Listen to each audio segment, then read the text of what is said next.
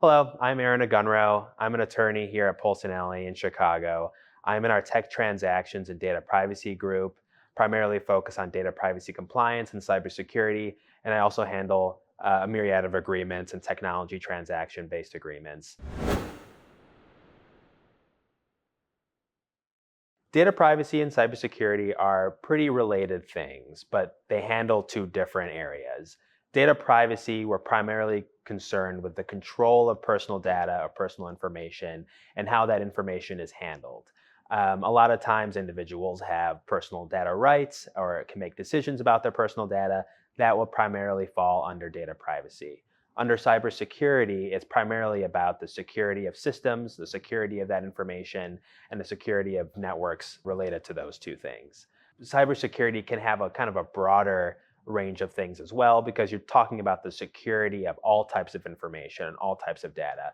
Where data privacy is primarily concerned with personal data and personal information and making sure that it is handled and controlled in the right ways.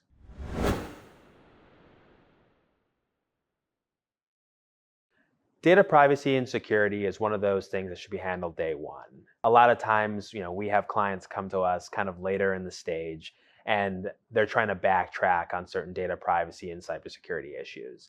And a lot of times it can be difficult, and sometimes you might even have to delete personal data or personal information that's been collected if it hasn't been collected in the right ways. So, making sure that data privacy is handled on day one is really an important aspect to make sure that you have privacy by design principles, to make sure that you have the right security settings that are set up to handle the control and security of that information, and understanding what type of assessments, what kind of things customers will want down the road is pretty important to understanding what should be done on day one with regard to handling data privacy and data security. The laws to be considered will widely range on the jurisdictional scope of the services or products being provided. There might be an international scope or a US centric approach.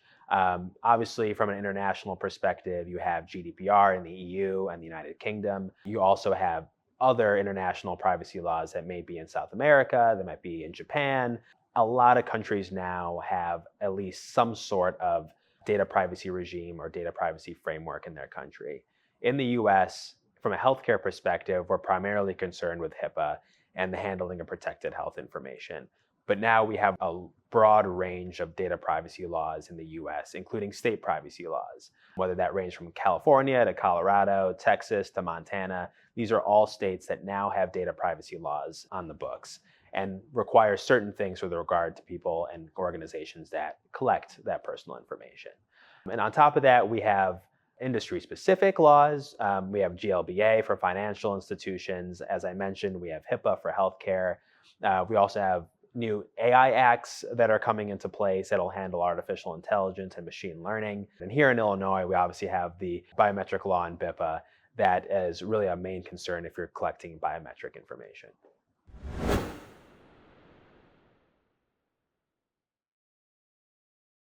A lot of the times it will be contractual requirements. So when you're dealing with customers, they're always going to try to flow down their obligations and compliance needs onto you. And so what we see is heavy contracts that may include data processing agreements, they may include business associate agreements, and these specifically handle the collection and security of personal data, personal information, protected health information under HIPAA, and ensuring that anything that they are required to do also is flowed down to you. And this can also be kind of paralleled with any additional assessments and audits that they may require you to do, and also certifications such as ISO certifications or similar certifications under SOC 1 or SOC 2 type of reports that may be undergone. So you might see that in an assessment form, whether through themselves or a third party, may also subject you to stringent audits and security questionnaires to make sure that you're up to snuff and your systems are up to snuff to handle their data and keep it secure.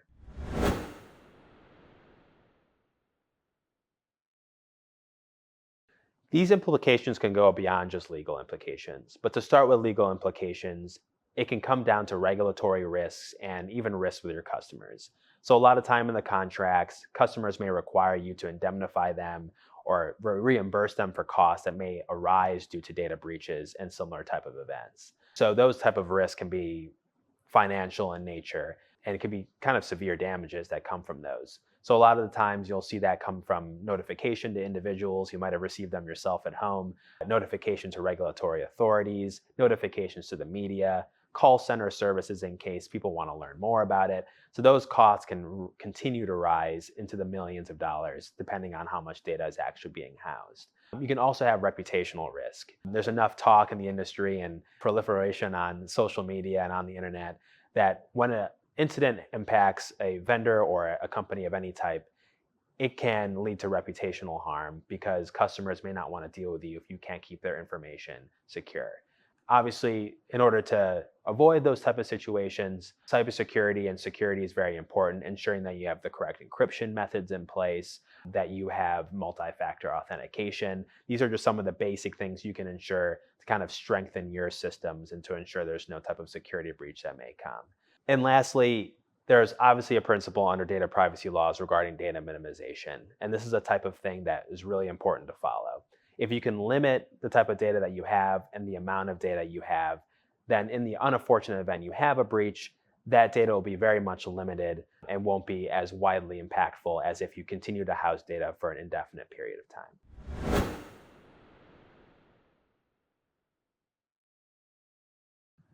Personal data and data privacy and cybersecurity, a lot of that has to do with individuals. So understanding the stakeholders in the room and what they want. If your customers want their information to be secure, have conversations with customers to ensure that you're meeting their obligations from a cybersecurity and data privacy perspective. From a jurisdictional perspective, you want to understand who's receiving your products and services. If those people are in the EU or UK or in other international jurisdictions, understand what those obligations are. In the US, when it comes to HIPAA, when it comes to financial institutions and industry-specific laws, and the state laws and other type of laws that may be in the US, understand the data that you're collecting, understand the jurisdictions that you're in or trying to target, and make sure that you're having those conversations to understand what will be applicable to you. Understanding these jurisdictional scopes and what your customers want and what individuals need is going to be the primary area of understanding your privacy by design and cybersecurity needs and making sure everything can be protected.